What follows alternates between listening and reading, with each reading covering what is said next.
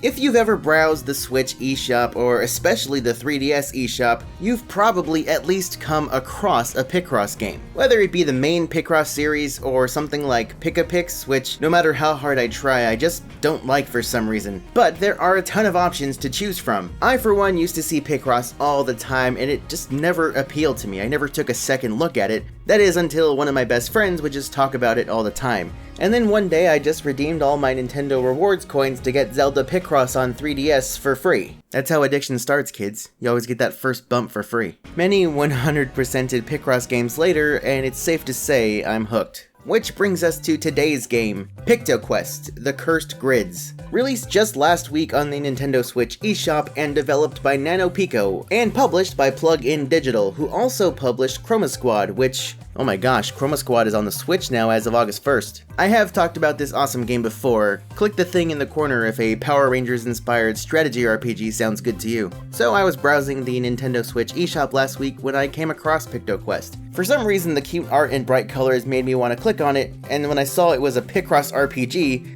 well, I stopped and spent that $8.49 as fast as possible. It even made me take a break from Fire Emblem, people. Fire Emblem. Bernadetta is best girl, don't even at me. PictoQuest is set in the land of Pictoria, where visitors from all over the land would visit to admire the town's beautiful paintings. Until one day a bunch of bad things happened and all the paintings just disappeared. Oops. Turns out it was thanks to the evil doings of this Mozart-looking robot dude, Moonface. No, that's a name that just says evil. You can play as either the blue-haired boy Fio, or Fio, I'm not really sure what those two dots mean, or the bright flame-color-haired Arvel. Though it doesn't really matter which one you choose, they both participate in the dialogue, and this really just determines which one you see on the world map. That's right, being that this is a Picross RPG, there is a world map. Although, as this game is described, it's more like logic puzzles with light RPG elements. How light? Yeah, I'll get to that in a second. Oh yeah, so what even is Picross? I'll do my best to explain as quickly as possible. Each Picross puzzle takes place on a grid. Each grid has numbers on each row and column. These numbers represent how many pixels you're supposed to color in within that row or column.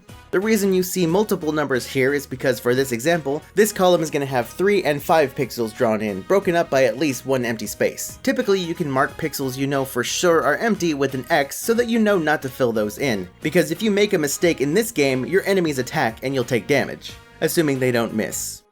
They miss a lot. This is where the RPG elements come in. As I mentioned, there is a world map which you'll use to advance from one puzzle to the next, even encountering NPCs who will give you special challenge puzzles, such as finish the puzzle within the time limit or not making any mistakes. You'll also find item shops. What kind of items would you use in a Picross game? Some of you Picross veterans might be asking. Health potions mostly, as well as magical orbs that have different effects, like the fire orb that temporarily exposes what pixels are filled in within a single row or column, or the lightning one which just correctly fills in any applicable pixels within a 9-square grid. If you're a newer Picross player, you may need to use some of these items more frequently. Not to toot my own horn, but I've barely had to buy any, mainly because NPCs leave free items for you in the item shops as quest rewards anyway. What I do recommend is saving up your gold for an increase in your max hearts. Even if you make no mistakes, enemies will take a swing at you after a certain amount of time. If they land enough hits, you lose.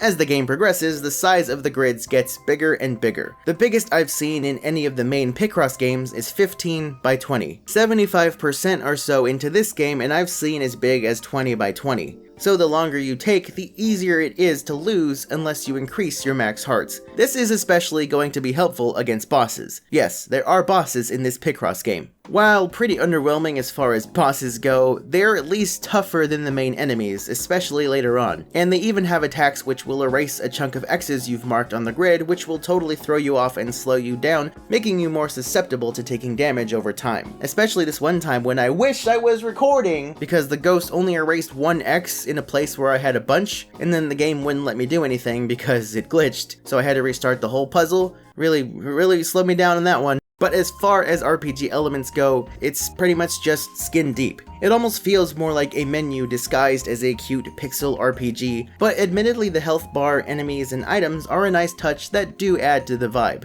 As for the music, I don't like it. I mean, it does have a couple of bangers, like the song that plays on the world map and during boss fights, but the song that plays during the actual puzzles, which is the meat and potatoes of the game. Ooh, potatoes.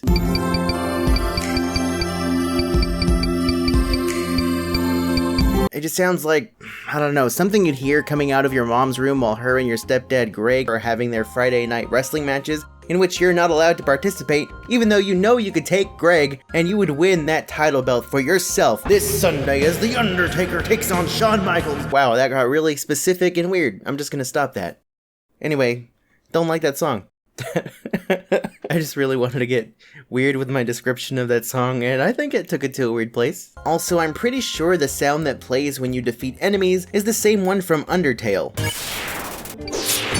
Am I crazy? That's completely Undertale. Toby Fox, break out the lawyers! But don't actually, this game's pretty cool and people should play it. If you're a regular Picross lover and you want to pick this up, by all means, it's more Picross. Just don't expect a deep story or a fleshed out RPG. If you're new to Picross and you want to check this out, I definitely recommend it, as it is a cute mishmash of things even if it is very light. And if you don't want to pick this one up, just try Picross. There are a few on the Switch for around 10 bucks and a bunch on the 3DS for like 6 bucks. The 3DS even has a free-to-play Pokemon Picross.